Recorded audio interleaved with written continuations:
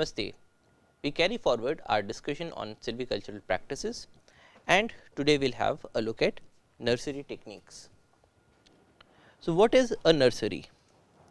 A nursery is a production unit where forest seedlings are grown. In our case, we are only talking about the forest nurseries, we are not talking about horticultural nurseries or agricultural nurseries. So, in the case of a forest nursery, it is a production unit. It means that the major objective of setting up a nursery is to produce things. It is not a research organization, it is not for any other purpose. The primary purpose is production of seedlings. So, it is a production unit where forest seedlings are grown. Now, the question is, we know that we can raise plants from seeds. So, why not just go into the forest area, those areas where you want to do the afforestation, and just disperse the seeds there?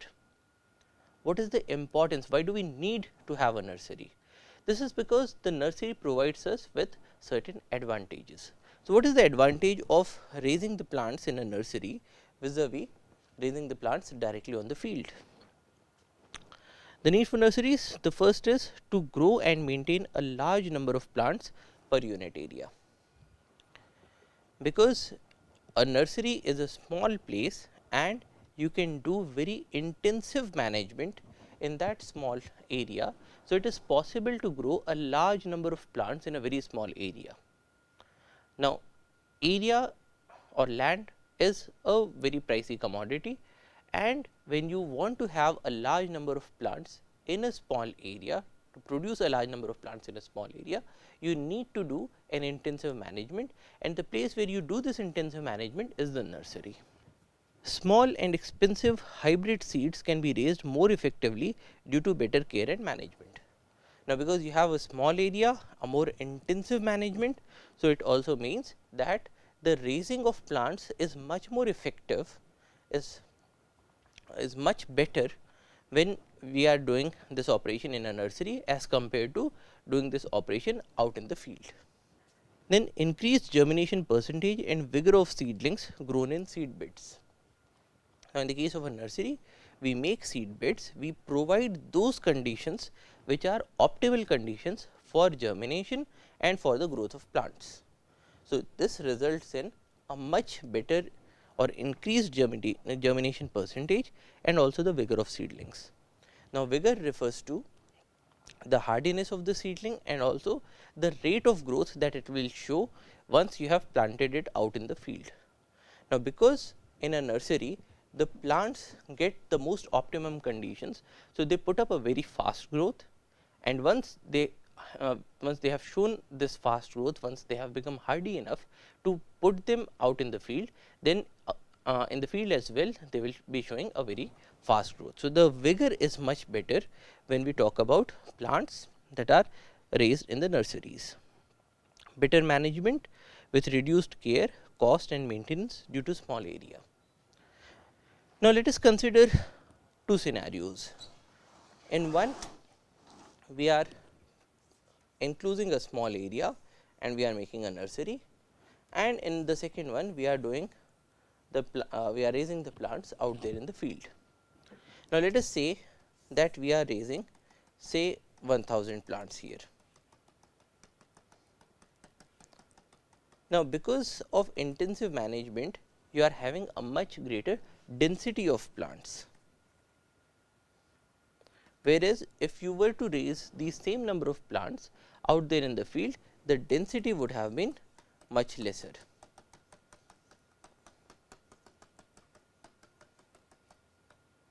So, this has a higher density and this has a lower density.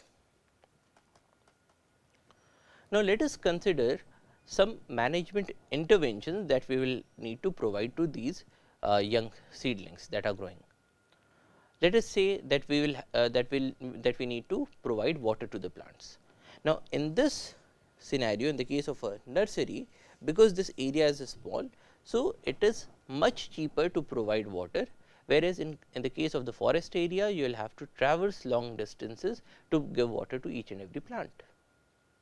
But then giving water is not the only intervention, you will have to do weeding as well. So that your plants that have germinated are not outcompeted by the weeds. Now, when you want to do weeding, weeding is typically a very labor intensive job. Now, in the case of this small nursery, the people can come to this area, a large number of people can come into this area and do this weeding in a very time efficient manner.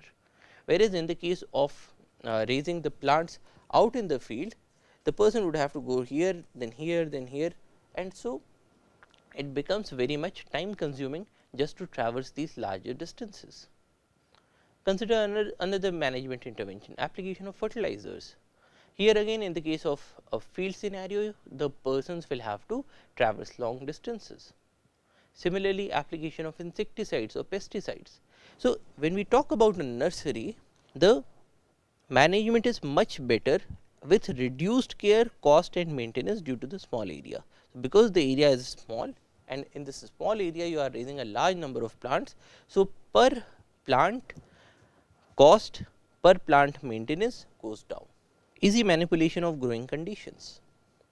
Now, there are some plants that require some manipulation in the growing conditions, such as in the very early stage of their lives, especially if it is a shade bearing plant. So, this plant would have to be provided with some amount of shade, whereas later on this plant probably will be requiring more intense sunlight. Now, in the case of a nursery, because you are growing these plants in a smaller area, so manipulation of these growing conditions is very easy, because you can very easily put up a thatch roof or say a shade net on top of those seedlings that need to be provided with the shade. So, manipulation of the growing conditions is very easy. Better and uniform crop growth in the field due to selection of vigorous and healthy seedlings. Now, in the case of any growth, if let us say we plot the number of plants versus height. Typically, when you are using seeds to make these plants would show a curve like this. So, this is like the average height of the plants, but then there will be some plants that show a very low height and there will be some plants that show a very great height, a large height. Now, this is very similar to what we see even in the case of human beings. All of us have different heights, but then we can say that for any race there is one standard average height, but then we also find in the population that there are some people who have a lower height and some people that have a higher height. Now, in the case of plants as well, if you look at any parameter, be it height, be it growth. So, let us say the growth rate, there will be some plants that grow at the average rate, there will be some plants that grow very fast, there will be some plants that grow very slowly. Or let us say resistance. Now, this can be resistance to say drought or insects or diseases. Here again you will find that most of the plants will be having an average resistance, some will be very highly resistant, some will be very low resistance.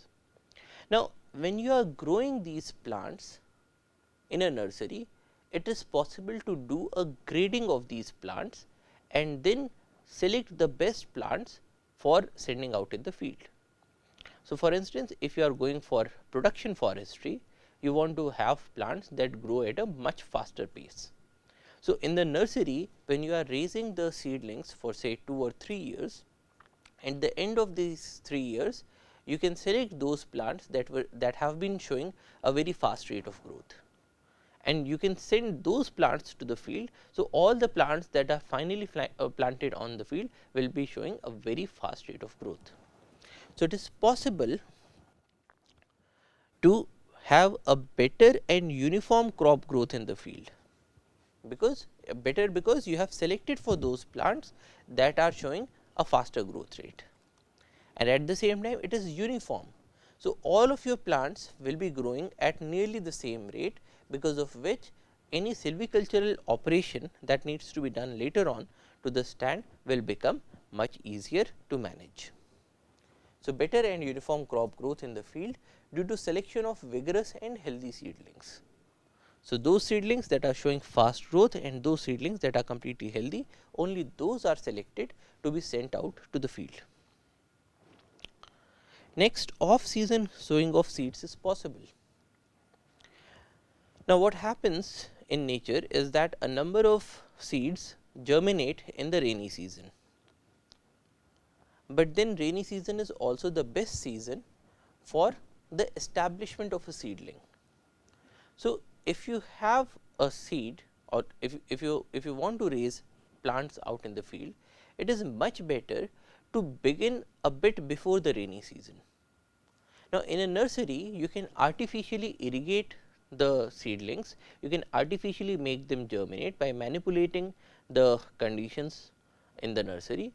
Once your seedlings have germinated, you can grow them. So, because you can manipulate the growing conditions, so it is immaterial which season you are doing the plantations or which season you are raising the seedlings.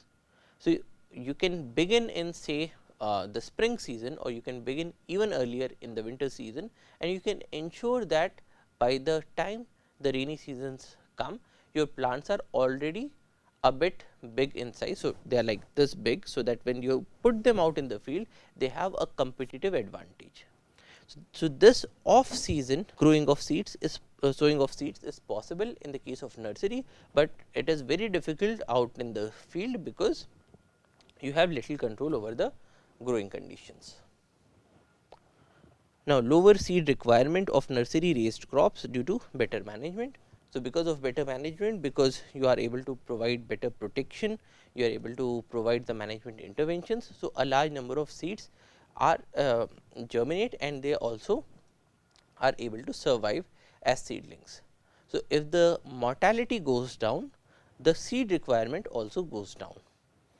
As we have seen earlier, the total number of seeds depends on the number of plants that you want to plant, but it is also dependent on what is the rate of germination, what is the rate of mortality, what is the loss factor in pricking out, and so on.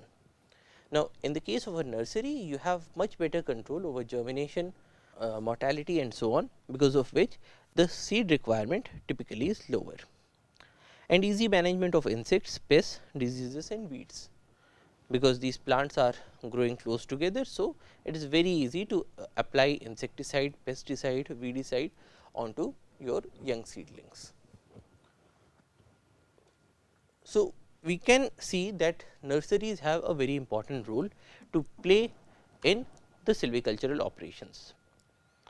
Now, the next question is, where do you plant a nursery? What are the locations where your nursery should be located? So, there are certain siting factors that help us to select the location for setting up a nursery. The first is even topography, because your nursery will be a very small place, but if it is a flat land, then the management will be much easier, because your staff will be able to traverse easily, and also because irrigating of this area will become easier if the topography is even. Typically, we prefer sites with loamy sandy soil with large organic matter, because a loamy sandy soil is perhaps the best soil for the growth of plants, for the growth of a majority of plants. And if you have this soil, then this soil can very easily be used in the making of the growing beds or as a potting medium. So, loamy sandy soil with large organic matter is preferred. There should be good availability of water in the site, because you will have to irrigate the seedlings.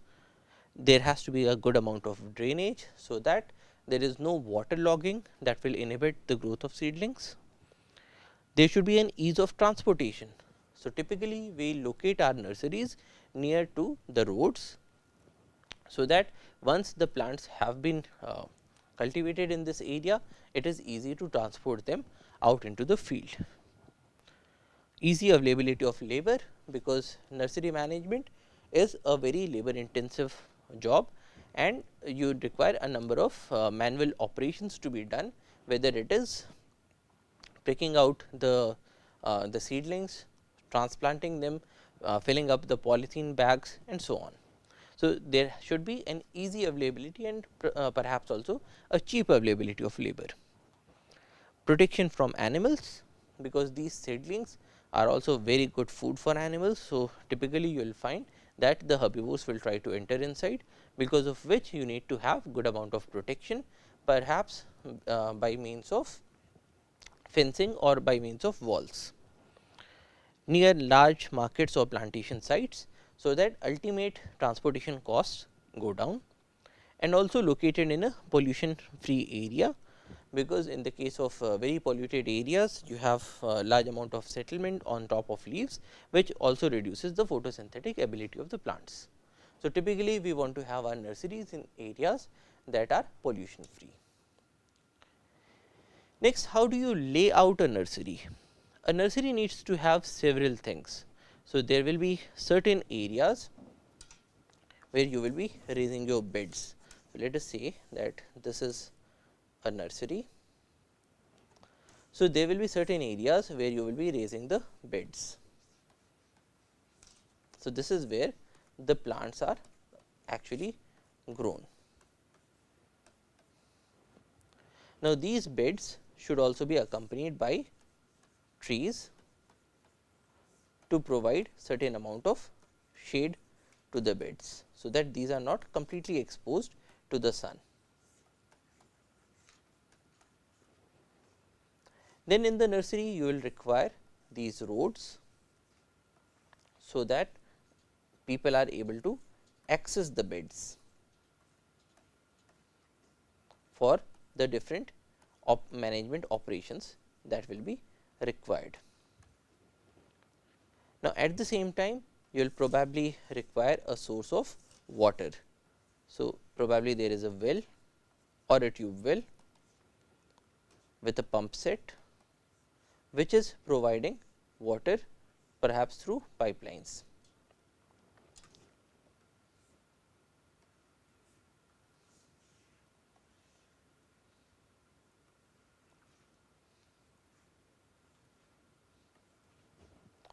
Now, because you need to have a chowkidar to protect this area, so you will also require a chowkidar hut in this area. Then there will also be a unit for storage. So, because you need to store the seeds, you need to store fertilizers, manures and so on. Plus all of this area will have to be fenced for protection, and also you will have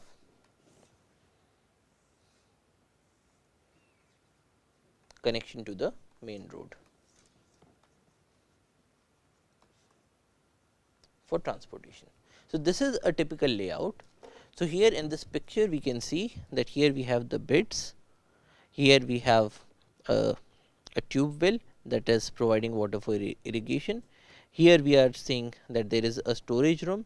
We see a plenty of trees in this area to provide shade to the bed. So, there will be some beds that will be having a larger amount of shade, there will be some beds that will be more exposed. Now, fencing is very crucial for a nursery. So, if you did not have a fencing here, then the animals will be able to get inside. So, here we can see the fencing poles and there is barbed wire that is moving around. Now, fencing can be of different kinds. We mostly use barbed wire fencing because it is cheap, but we can also go with a chain link fence or a stone wall or a wooden wall or a brushwood fence. Now, a brushwood fence is also known as a barred fence, and in the case of a brushwood fence, people take brushwood. Now, brushwood is branches and twigs of different plants, preferably those plants that are a bit thorny, and they can be made into a fence. So, that is a brushwood fence. Or we can even go with live fences like agave and opensia. So, these are those plants that have thorns or spines, and these plants can be raised along the boundary of the nursery to act as a fence. So, these will be known as live fences or green fences. So, this is a typical barbed wire fencing. Here we are seeing these cement poles. So, these cement poles are reinforced poles, and they are put into the ground by digging a hole and putting the fence, putting the pole, and then also putting concrete around it for setting it up. And then there are certain projections on these poles on which the barbed wire fence is laid. Now, along with the concrete poles, we can even make use of wooden posts. So, this is a fencing with wooden posts. So, we have wooden posts and we have these barbed wires. This is a typical brushwood fencing. So, these are just some twigs and branches that have been fashioned into a fence. This is a stone wall fencing. Now, typically you will also have boards for information to public, because a nursery also serves as a point where people can purchase or procure these plants. So, if somebody wants to raise certain species on their fields or in their homes, they can purchase the plants from a nursery, including a forest nursery. Now, the nurseries can be raised by the department, or in certain cases we outsource them to the joint forest management committees. Now, we will have a look at this joint forest management in a later lecture, but we can also have nurseries that are being managed, that are being built and maintained and managed by the joint forest management committees, mostly in collaboration with the forest department. Now, in these nurseries we make beds. Now, what is a bed? A bed is defined as a land made free of weeds, stumps, stones, pebbles, etc., used for sowing of seeds to raise seedlings and multiplication through vegetative propagation. So, what we are saying here is that a land will be having a number of inert materials, a number of which will not be useful or may even be detrimental to the growth of seedlings. Now, if you prepare your land in such a manner that you have removed all these detriments such as pebbles, stones, stumps and so on, then this prepared land is known as a bed. And there are three different kinds of beds. We can have a sunken bed, a flat bed or a raised bed. So, what we are saying here is that if you take a piece of land and you have removed all the pebbles, stones, stumps and so on, and you have prepared this land to raise your seedlings, then this will be called a bed. Now, you can have a flat bed or you can have beds. So, if you look at them from the side, you can have a bed like this. So, this is the ground level. So, you can have a bed that is a raised bed.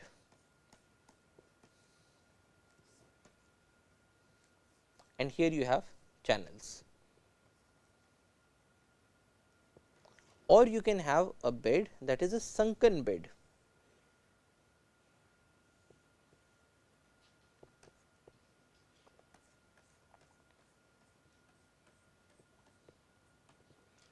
So, this is a sunken bed. Now, in the case of a raised bed, you will be raising plants above the ground level. In the case of a sunken bed, you will be raising plants below the ground level, and in the case of a flat bed,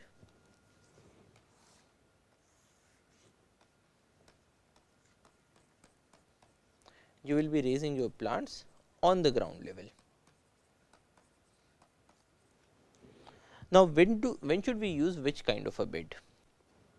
A sunken bed is typically used in dry season and in windy areas, because it conserves moisture.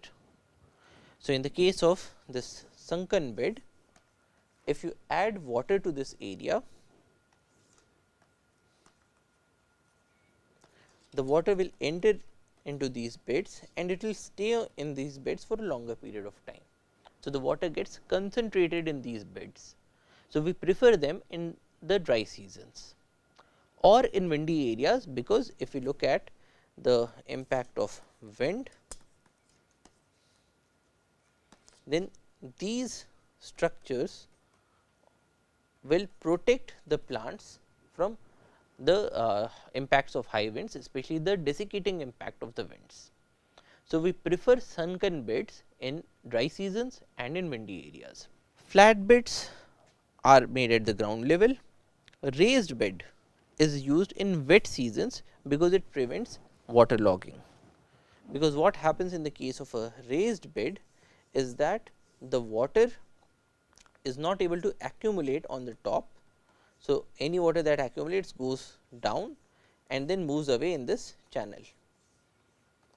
So, water logging of plants is avoided. So, typically in the rainy seasons we go with raised beds, and a flat bed is used when the season is neither very dry nor is very wet. So, that is the average sort of a condition. So, we have these three different kinds of beds. So, this is how these beds look like. Now, this one is a raised bed. So, we are growing plants in this area and these are the channels. When the plants grow, it looks like this. So, here we can see that these beds are raised up from the ground level and the plants are being grown on top of these beds.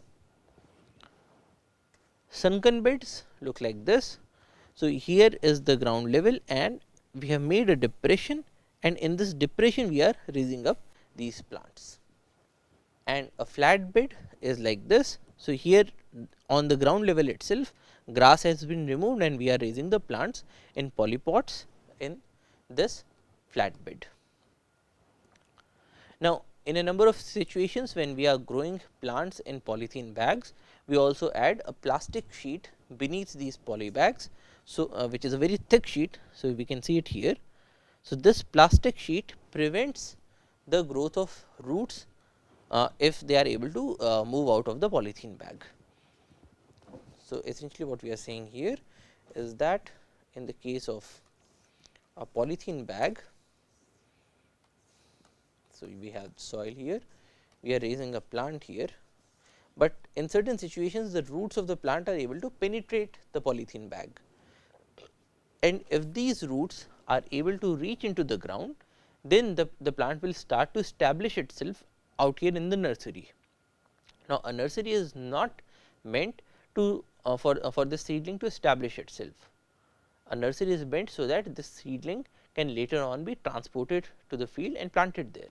So, to prevent its establishment, what we do is that we add a thick sheet of polythene below this polythene bag, so that the roots are unable to reach the ground. Now, when we are making these beds, we need to treat the soil. Now, treatment is typically two kinds of treatments are done. The first one is soil solarization. What is solarization? You take the soil, break it into small parts, break up the lumps and spread it out in the sun, so that the sun is able to dry up the soil, and also the ultraviolet light is able to reduce or eliminate the pathogen load in the soil. So, that is soil solarization. So, we typically do it before we are making the beds. The second treatment is treatment with chemicals, including formaldehyde, fungicides such as Captan and Thiram, insecticides like chloropyrifos, and bioagents such as Trichoderma fungus. So, formalin kills possibly all forms of life that are there. So, essentially if you have a soil that is having a very high pathogen load, you will typically treat it with formaldehyde.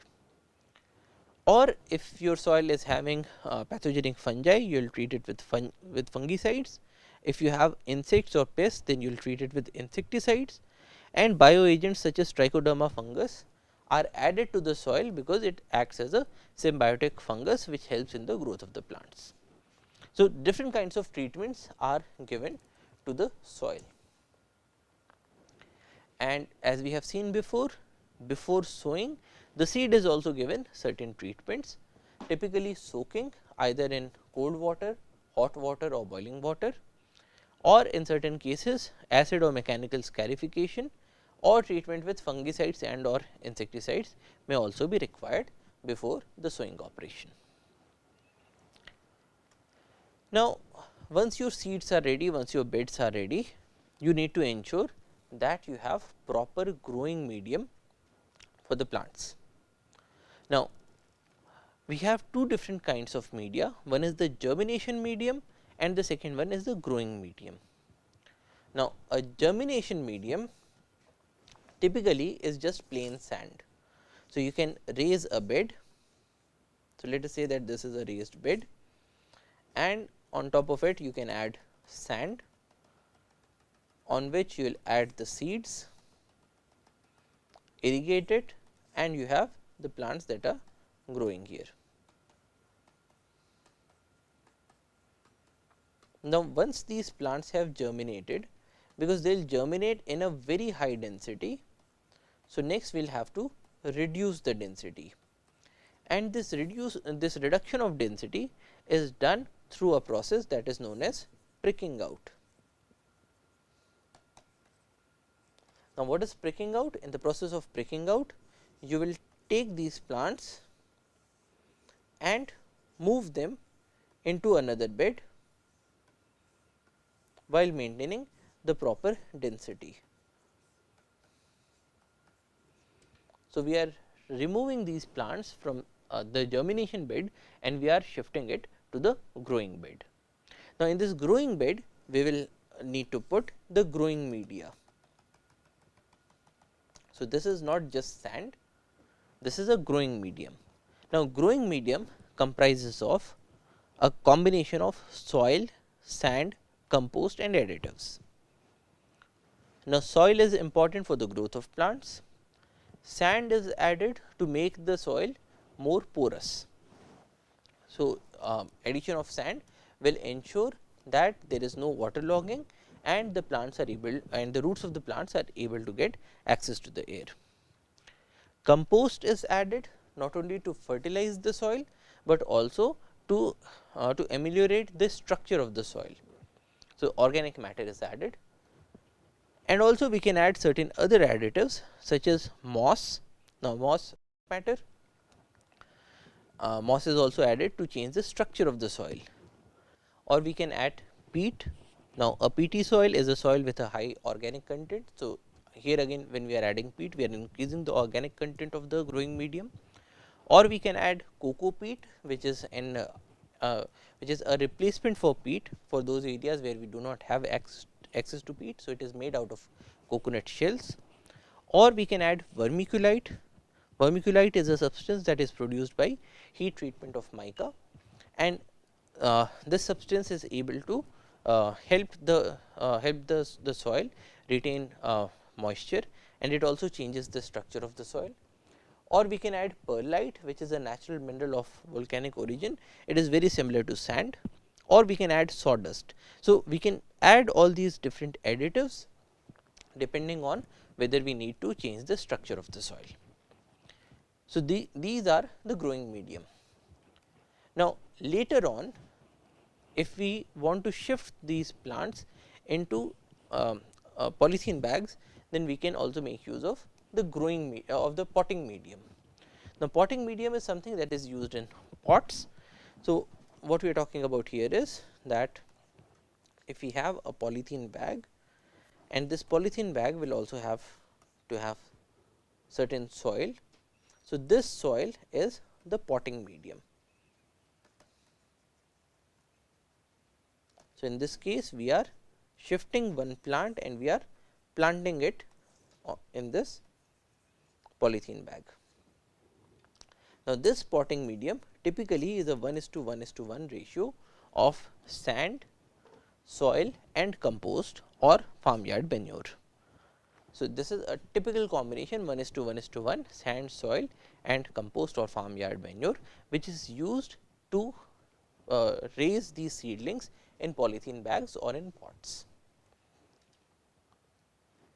Now, the sowing of seeds can be done by various ways. One way is broadcasting. Now, in the case of broadcasting, you just take the seeds in your hand and you just throw them out into the bed. So, when you throw these seeds, this is known as broadcasting. Another method is that of line sowing. Now, in the case of line sowing, what we do is, if this is a bed,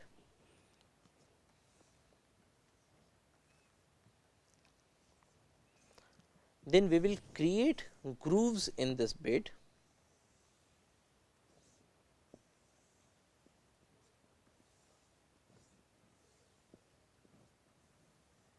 So, here we are making these grooves in the soil, and then we will add a seed at every certain distance in this groove.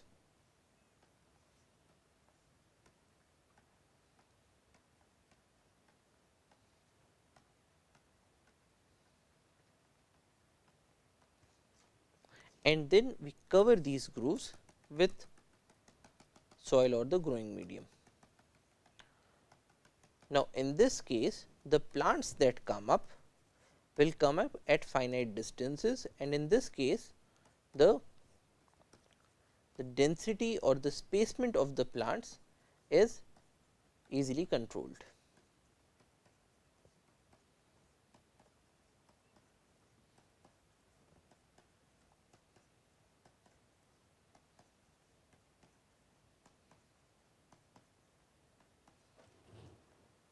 Now, this is line sowing.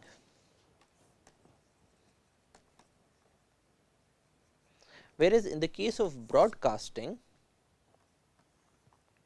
if we consider this bed, in the case of broadcasting, it is possible that you have a greater concentration of seeds here and a lesser concentration of seeds elsewhere. So, in this case, when the plants come up, when they germinate, then you will have a very high density here, because of which your plants will not be able to grow properly, whereas you will have very less density in the other areas, in which case we can say that we are not fully utilizing the bed. So, line sowing is able to overcome this issue. Now, another way is to raise the plants in plug trays. Now, what is a plug tray? This is a plug tray. So, here you have a tray that is made out of plastic. It has a number of small plugs or containers in which the plants can be raised. So, what we do is, if you have these plugs, so we will add potting medium to them, and then in every plug we will be adding a seed, and so we will have one plant in every plug. Now, the good thing about these plug trays is that because they are made of these standardized sizes, so we can have machines that can put seeds into these plugs. Otherwise, the option that is available is to do it manually. In the case of a manual operation, the worker uses a sharp object to take out some soil and create a hole. In this hole, a seed is put, and then the surrounding soil is added to it, and in this way we are able to put a seed into one of these pots or in a polythene bag. Now, the important thing to keep in mind here is that the depth of the seed should be roughly 1 to 2 times the size of the seed.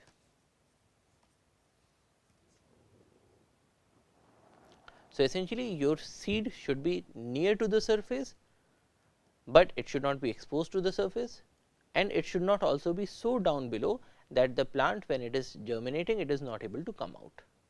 So, roughly the depth is 1 to 2 times that of the seed size.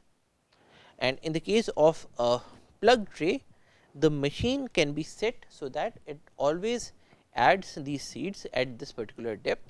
So, this not only reduces the requirement of labor, but it also ensures maintenance of quality. Now, once you have raised your plants, next you need to care for these plants. Now, what is the sort of care that we require in a nursery? One, proper handling during shifting, hold the pots from the base and not from the top.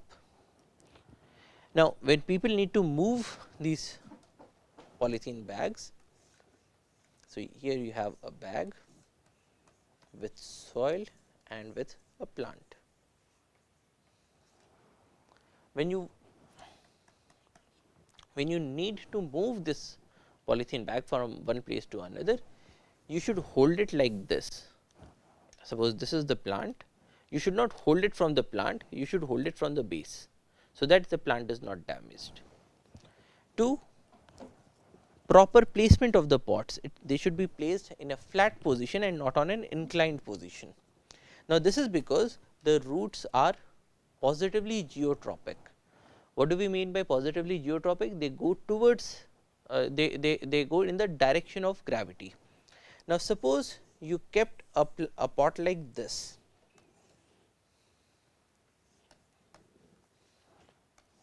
In this case, what will happen is that your plant will start to grow like this and the root will grow like this.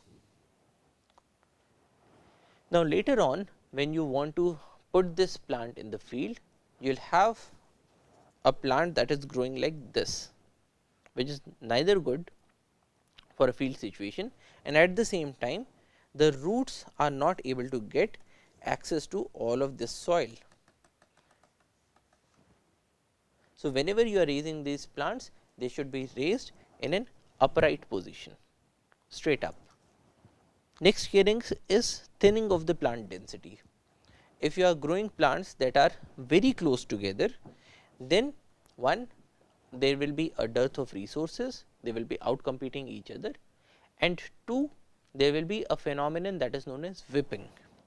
Now, what is whipping? If you are having plants that are very close to each other, then because each of these plants wants to have access to light, it will try to grow up as soon as possible. So, you will have these plants that grow very tall. Now, in these tall plants, they have not had enough time to put up their sidewards growth. So, they are only growing in one direction, they are putting all their energy in growing up. So, what happens in this case is that because the sideways tissues are not developed, so once you take this plant out of this scenario, you will have a situation where you have this pot and you have this plant that starts to whip. So, it is falling because of its own weight. Now, to avoid that, you need to ensure that the plants are not raised in a very high density environment. There is a thinning operation that is done from time to time. Next, you need to water the plants, you need to do weeding, you need to do hardening. Now, what is hardening? When you are growing these plants in the nursery scenario, so there you are putting a great amount of care, you are giving a great amount of care to these plants, but then once you shift these plants out in the field in a forest area, then there is nobody to take care of them. So, if there is a sudden shift between say watering every day versus getting water only in the rainy season, then there is a good possibility that the plants might not be able to tolerate this sudden shift and there will be a large scale mortality. Now, to avoid that, you need to harden the plants, and this hardening is done by gradually reducing the amount of water that is being provided to the plants, and also by exposing them slowly and slowly to more extreme conditions. So, for instance, earlier if you were raising a plant in a shade net, then you will gradually tend to increase the amount of light that is available to the plant, and finally, you want to shift the plant to harsh sunlight. So, once this plant has remained in the harsh sunlight for a few days or say a few months, then it is now ready for the field situations, because in the field it will typically be getting a very harsh sunlight. Then staking for support. Now, what is staking? In the case of some plants that are unable to raise themselves, you might need to add a stake and tie the plant with the stake, so that this plant does not fall down. So, there will be a stake right next to the plant and the plant will be tied to it, so that this plant is not able to whip down. So, staking might be needed. Clipping of excess roots. So, in the case of a plant, suppose the roots have come out of the polythene bag, then they will need to be clipped at this point, and this clipping is also a caring operation to prevent the rotting of or the killing out of the roots on exposure to pure air. Then control of diseases and control of pests by the use of insecticides, pesticides and so on.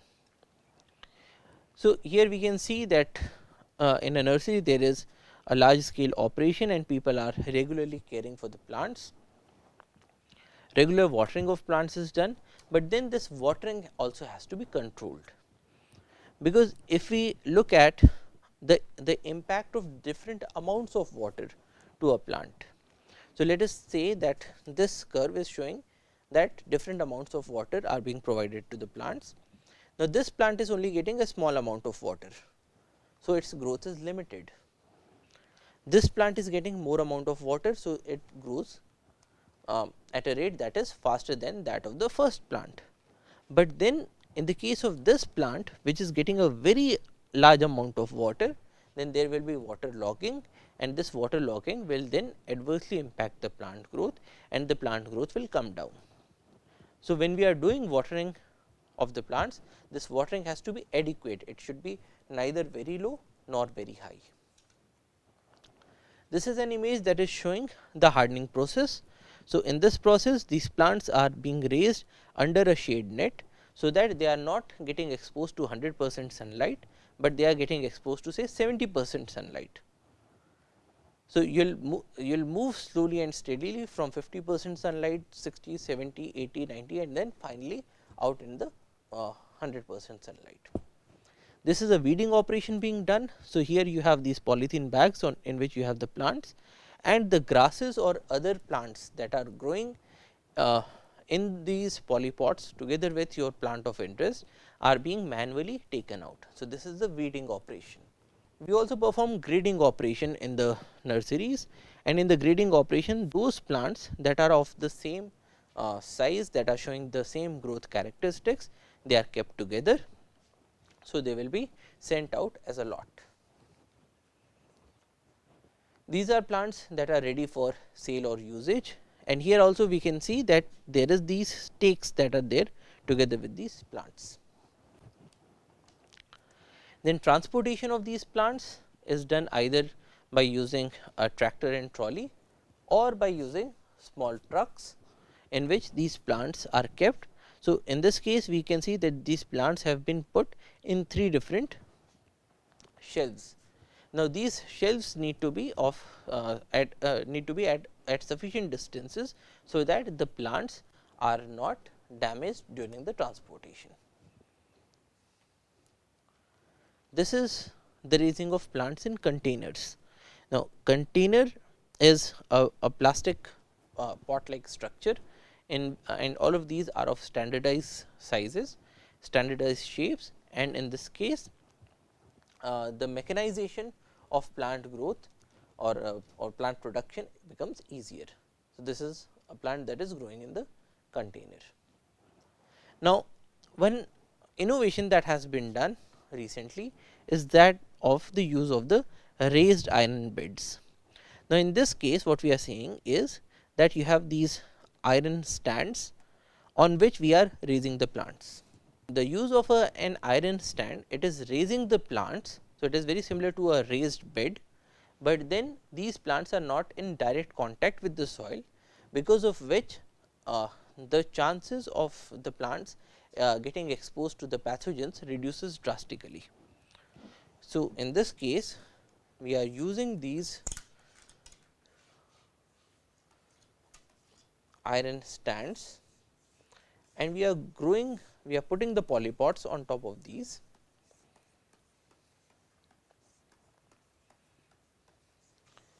Now, these polypods will be having the potting medium, and perhaps this potting medium is very different from the surrounding soil. So, probably the soil here was not good enough for the plants. Now, here you have the potting medium which is very different from that of the surrounding soil. Now, the best thing is that if you have pathogens here, if you have fungi or certain insects that are not able to move very far. So, these fungi or these pathogens will not be able to reach into these polypods, because they are physically separated from the soil below. In the case of a raised bed, your plants were directly in contact with the surrounding soil. So, if there are pathogens in the surrounding soil, they will be able to reach the plants, but in the case of a raised iron bed, this possibility goes down substantially. Now, in certain nurseries, we also need to make use of greenhouses. Now, a greenhouse is a structure in which the climate gets controlled. You have plastic or glass sheets that are able to capture the sunlight and keep the inside much warmer than the surroundings. So, we typically use greenhouses in colder areas. These days in certain nurseries, we are also using mist chambers. Now, what is a mist chamber? A mist chamber is a room in which the humidity is controlled to a level that is roughly equal to 100%. Now, what we are seeing here is that we have these pipes on the top, and from these pipes will have a regular flow of mist, because of which this room is covered from all sides. So, because of this mist, the whole of this chamber will be kept at roughly 100% humidity. Now, why would you want to have an area with 100% humidity? Now, this is because in the case of certain plants that we are raising through vegetative propagation, then in the case of vegetative propagation, you have taken a polypot, added the growing medium, and you have just added a part of the stem. Now, this plant does not have roots, it does not have leaves. Now, this plant needs to be kept in a situation where it does not dry out, because it does not have roots. So, it will not be able to get water from the soil, but then if the surrounding air is dry, then this stem will dry out in no time. So, we keep such plants in a mist chamber where you have 100% humidity, so that there is no loss of water because of evaporation, and we keep it till that time that it is able to develop the leaves and the roots. So, this is a mist chamber, and this is how a mist chamber looks while in operation. So, here we can see that there is a mist of water that is now surrounding these plants, because of which there will not be any loss of water because of evaporation. In certain nurseries these days, we are also using tissue culture. Now, in the case of tissue culture, the parenchymal tissues of certain plants are raised inside bottles in growing media. Typically, this growing medium also contains agar, so that you have a solid medium on which to grow the plants, and with the help of tissue culture, it is possible to do this vegetative propagation at a much faster rate. Another way of vegetative propagation is through cuttings. Now, here we are seeing a nursery in Punjab that is making eucalyptus through cuttings. So, in this case, the stems are cut, then they are treated with certain hormones like Rootex hormone, which will aid in the growth of the roots, and finally, we will be able to generate a large number of eucalyptus plants through vegetative propagation. So, in this lecture we started with what is a nursery, why do we need a nursery, what is the layout of a nursery, what are the things that we need in a nursery, and then what are the kinds of operations that we do in a nursery. Now, these nurseries can be low tech nurseries or they can be high tech nurseries. The high tech nurseries are those in which we are using tissue culture and mist chambers and vegetative propagation, and we looked at different kinds of beds, we looked at different kinds of operations, we looked at the impacts of watering and so on. So, that is all for today. Thank you for your attention. Jai Hind.